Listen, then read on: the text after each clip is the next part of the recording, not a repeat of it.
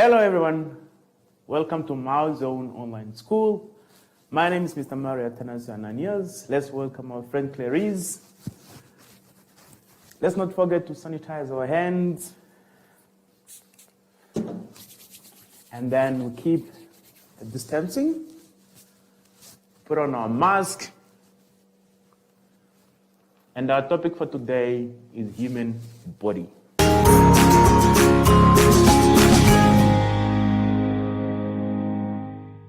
Dear learners, we said our topic for today is human body, but we're specifically looking at the breathing system. We are on page 19. Our competencies for today are, we will learn how to identify and label the structures of breathing system. We will also learn to describe the functions of the following parts: nasal cavity, voice box, windpipe, ribs, and diaphragm. We're also going to learn how to describe the path of air through the parts of the breathing system, or how to demonstrate it. And then we're also going to learn how to explain inhaling and exhaling processes with reference to the ribs and the diaphragm. Before we go in details of our lesson, let's look at the common words that are used in this system, which is breathing system. The first word is inhaling. What is inhaling? Inhaling means the process of breathing the air into your body. It means the air is getting into your body. Exhaling is the process of breathing out the air from your body, meaning that the air that you breathe in the first place has now to go out of your body. And what is a system? A system is a group of organs working together to perform important jobs for the body. It means we are having different parts of your body which are working together for the same function. A system is actually combined of different parts. One part of the body cannot make a system, but it has to be more than one to be a system. Those are the words that are commonly used in breathing system. Let's get started. We say that our first competency is to identify and label the structure of the breathing system. So our bodies are made up of different parts, but those body parts don't belong to a certain system. They belong to various systems. So for today, we are going to learn which parts belong to the breathing system and where are they situated in our bodies. The very first part that we have to know is that it's a nasal cavity.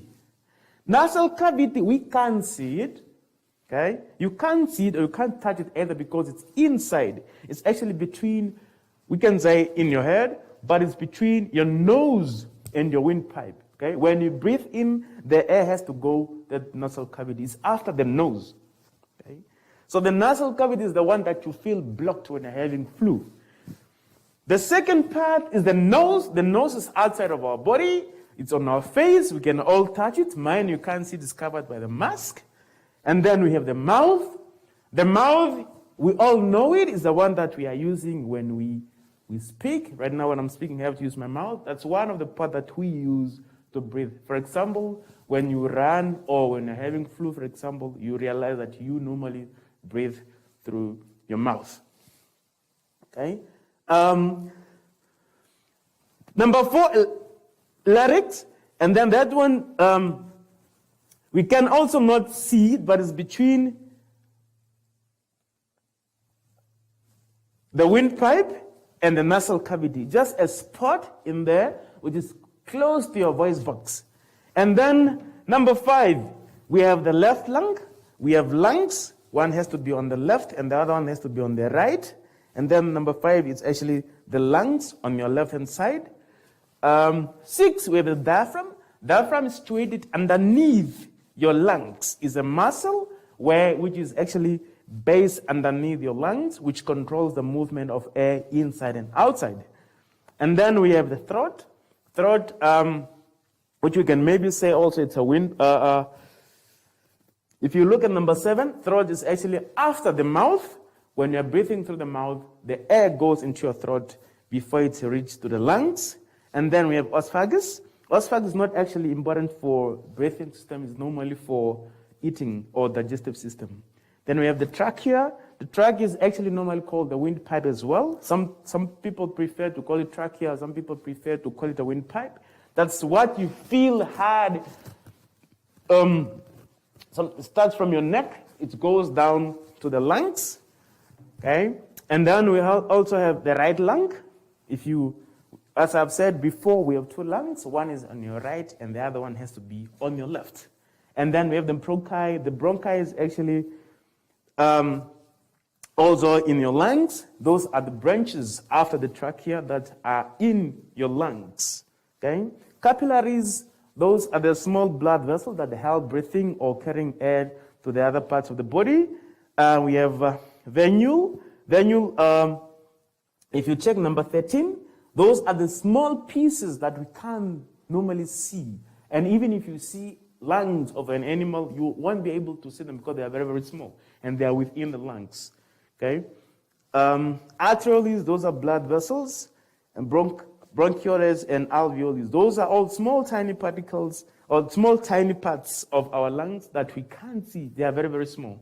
That's why even if you look there, they have made it actually a little bit bigger for you. Okay? So we continue on page 20. On page 20, we are going to look at the main functions of main parts of the breathing system. Okay? So on the previous page, we have looked at different parts, but we have just made it broader for you to have a broader understanding of the breathing system. But now we're specifically looking at the main parts of the system and their functions. Okay? So every part of our body, just know that to decorate us or make us look cute or beautiful, but each part of our body has a specific function that it has to perform on our body. And we are studying the nasal cavity as part of the breathing system. Why should we have a nasal cavity? The nasal cavity is there to trap dust and smoke particles from air during inhalation. We have already described know the meaning of the word inhalation. We said it's the breathing in of the air. Now, we might find ourselves in dirty environments, so which are dusty or having smoke. Now, the nasal cavity is just there to make sure that the air that we breathe in, the dust and all those unwanted particles in the air do not go down until our lungs. Okay? That's why you realize that if you go to places that are scenty or places that are dusty, places that are having smoke, you realize that at the end of the day, you might end up having flu. So that flu is a result of the nasal cavity holding those heavy particles that were actually in the air that you breathe in. So it has collected all those dust that are not needed to enter your body, just to let the air in, and then the dust remain. Then we have the voice box. The voice box is just there for the production of sound, okay? If I was not having a voice box, you wouldn't hear me speaking, because the voice box is the one that has to make sure that my sound is produced and come out as we are hearing it. We have the windpipe. As it says, we have the word wind, okay, and we have the word pipe. These two words join together and then have the function of carrying air from the nasal cavity or carrying air from the mouth to the lungs during inhalation process, and also carry air from the lungs to the mouth or the nose during exhalation process. Okay? We are saying that it has two jobs. It actually one function, but it works in two ways. It helps the air, or it carries the air to go down to the lungs from the mouth and the nose. And at the same time, when you're breathing out, it helps the air to move from the lungs to the mouth and the nose. We can say that the windpipe is a connection between the outside parts of our breathing system and the inside part of our breathing system. Then we move on to the next part of our breathing system, which is the ribs. Ribs change the shape of our chest and protect the lungs. So here we are mentioning two functions of the ribs. The ribs are there to protect, for protection, to make sure that whatever hits you on the sides or from the back or from the front doesn't harm the inside part of you, which actually part of your chest, which are lungs. And then also to make sure that when you are breathing in, it shapes up our chest to make sure that the accommodation of the air that we breathe in is enough or created. The last part of the breathing system that we are going to look at in terms of the functions, we are looking at the diaphragm.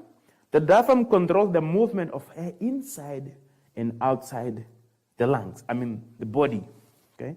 So the diaphragm, as I've said it earlier, it's underneath our lungs. It moves either up, forming a V, or it flattens underneath our lungs. So when it flattens, it creates enough space for the lungs to settle down and have enough air. But when it's forming a V facing down, it forces the air in our lungs to go out. So which makes it possible for us either to breathe in or to breathe out. I hope you have an understanding now of the functions of those parts. We are moving on, same page, which is 20. Now we are looking at, as we have now looked at the main parts of the breathing system and their functions, now we are looking at how are those parts of the breathing system work together, as we are looking at how does air move from outside our body until it goes inside our body, until the point of us breathing out that air outside our bodies. We are saying that the air is outside in our environment. That's the air that we need to breathe in, having enough oxygen that we need in our bodies. That oxygen-rich air from the environment enter our bodies through the nose, okay? And then it goes through the nasal cavity. When it goes to the nasal cavity, before it goes down again, it goes to pharynx, and then it goes to trachea, bronchi, bronchial, alveoli. And then that's now inside the lungs, alveolus. And then now, oxygen and carbon dioxide exchange. So oxygen goes into the body, and carbon dioxide which is in the body has to go to the lungs. And then what happens? Carbon dioxide, which is not needed in our body, it now starts to move from the lungs to the other parts of the body, which are part of the breathing system, until it goes out. So it's bronchial, the bronchi, the trachea, pharynx, nasal cavities. Carbon dioxide, which is not needed in our body, it goes into the atmosphere through the nose or through the mouth. In short, we are saying that when we are breathing, it's actually a two-way process. The air going in and the air going out. When the air is going in, it starts with our nose and it ends with our lungs. But when we are breathing out, it starts with our lungs and it ends with our nose and the mouth. Okay? We are continuing. We are going now to have a little bit of a deep explanation in terms of inhalation and exhalation process in reference to the ribs and the diaphragm. And then I'm going to explain this a little bit on the board.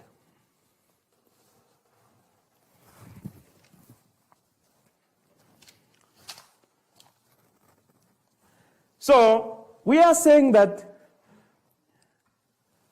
we are going to explain inhaling and exhaling with the reference to the ribs and the diaphragm. It says rib cage expands as rib muscles contract.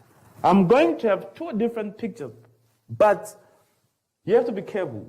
They might look the same, but their sizes will look different, and I will explain reasons why those pictures have different sizes. Okay? So, just a rough drawing.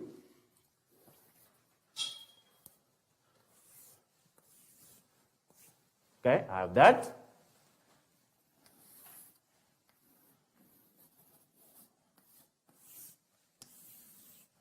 And I have that. Okay. So I want to make sure that the chest part is the one that's looking different. Okay. Those two, I can see the difference here and here. Those are my differences when it comes to the sizes of the pictures. Then here, are the ribs in your body.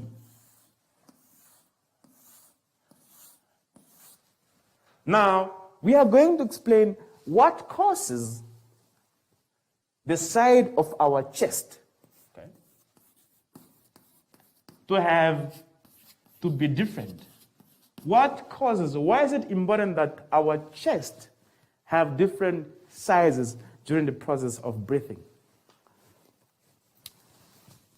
We are starting with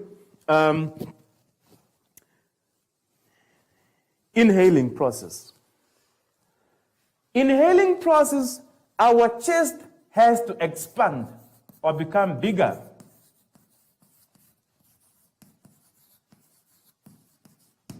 Then we have to ask ourselves a question, why should our chest become bigger when we're breathing in? Okay? Every time when you're putting something somewhere, you need space for that. Okay? So when we are breathing in, it means that we are adding something in our body. And then because of that, we should have enough space for the air that you are breathing in. So this is the reason why our chest, where are the lungs that are important for the breathing system, the chest has to expand, making sure that there is enough space for the air that you are breathing in. If the expansion of the chest doesn't happen, it's going to be difficult for you to have that air that you are taking into your body. Okay? So that's why sometimes you can see somebody laying on the ground, or you can see a dog laying on the ground, but for you to see that that dog or that somebody is breathing, you look at the chest. You don't even look at the feet or don't look at the head. We all have this kind of knowledge about this breathing system. You have to look at the chest because the side of the chest should change in the sense that the air goes in having enough space. The expansion which is needed here is to accommodate the air which is coming from the environment and goes into our body. So when the air comes here, now it will settle in our chest, making sure that the space is enough. Now, we are going to exhalation. Air out. Why should the chest become smaller? Okay? Why the chest has to become smaller during the exhalation process? We are saying that now I have to empty this air from my chest or from my lungs. Okay? So as we said, the diaphragm, which is underneath my lungs, it moves, forming kind of a V shape going between my lungs. Remember we said we are having the left lungs and then the right lungs. The diaphragm squeeze moving up and forces the air in my lungs, then that air starts to go out. Okay? So when I try to empty something from a container, the space inside becomes smaller because what was inside is no more there. Making sure that now my chest had to sink a little bit or become smaller a little bit because the air which was inside have moved out. But here, the diaphragm have to flatten underneath my lungs, making sure that the lungs settle down to make sure that the enough air is within the lungs. Okay? So let me show you a little bit with just a plastic on what happens when we're breathing. Okay? So we don't need something fancy to explain this. I'm starting with air in, which is inhalation process, okay? Excuse, I have to remove my mask a little bit because I'm doing this explanation. So, this is the environment, and the air has to go in. This is the body of a human being.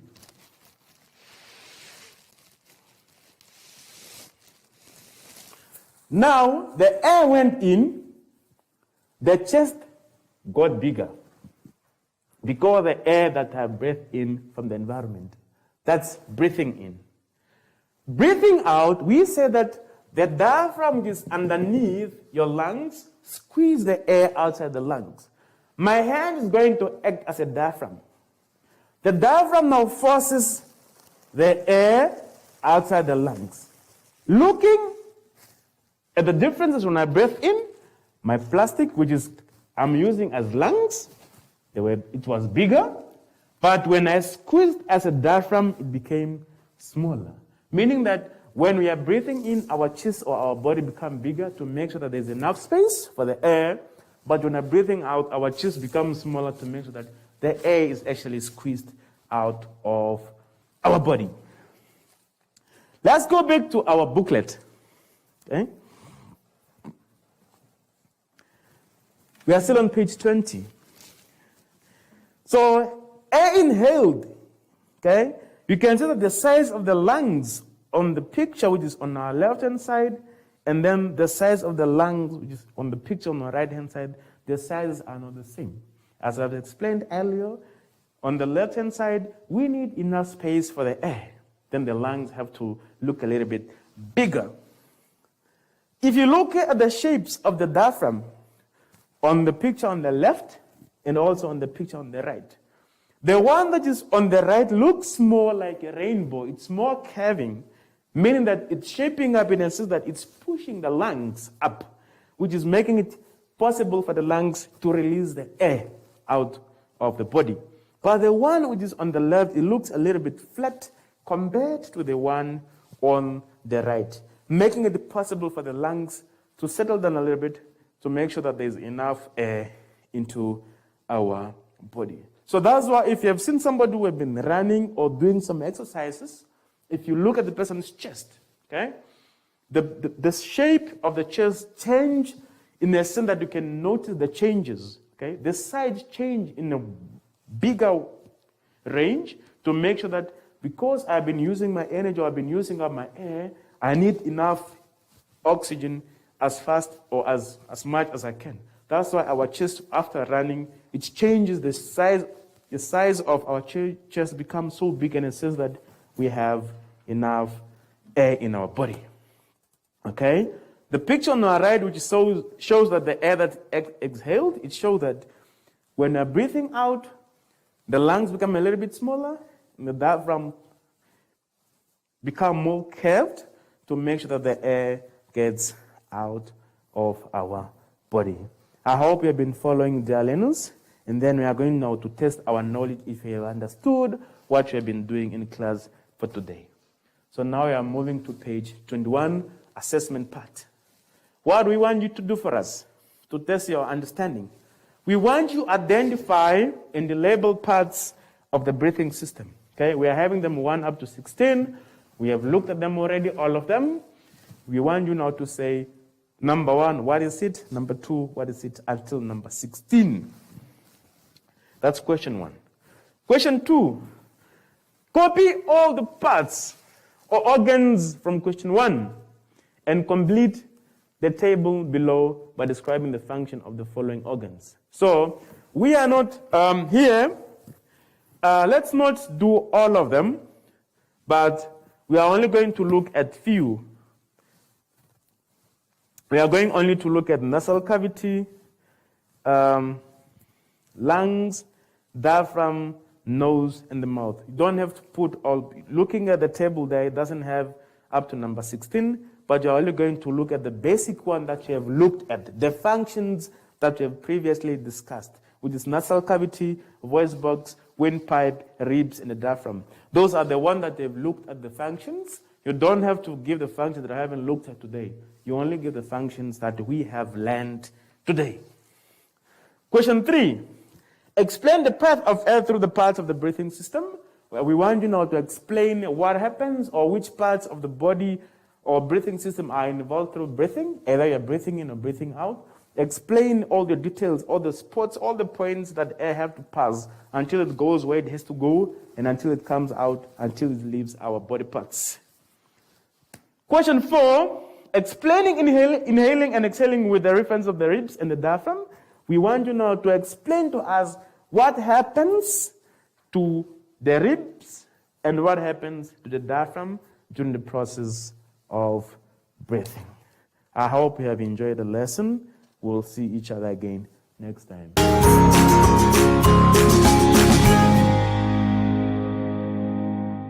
Let's not forget to sanitize our hands. So keeping our mask on, observing the social distancing, and we wish you a very good day. Bye-bye.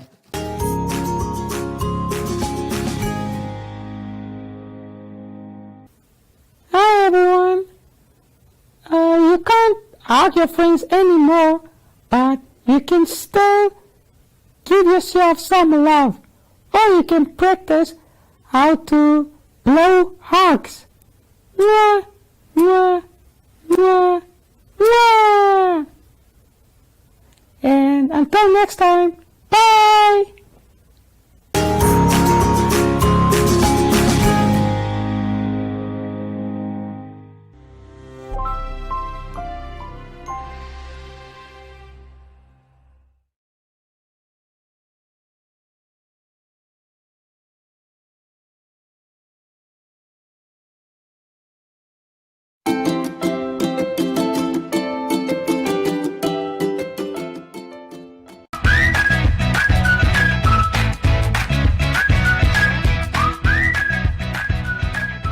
Akili, akili, akili, akili.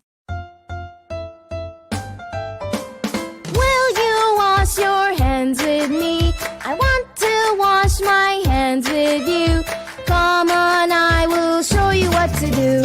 Wash your hands in clean water. Wash your hands, wet them with the water. Wash your hands, now add some soap. Scrub your hands in the soap and water. Scrub above and below between the fingers too. Scrub under your nails and scrub-a-dub-a-doo. Rinse your hands in water. Rinse them clean, rinse away the soap. Dry your hands and go. Akili, why do we wash our hands? To wash away the germs. Akili, what are germs? They're like tiny little bugs on your hands, and they can make you sick. But I don't see any germs on my hand. That's because they're so tiny that you can't even see them. Oh wow! I want to wash the germs away. Will you wash your hands with me, Akili? Of course!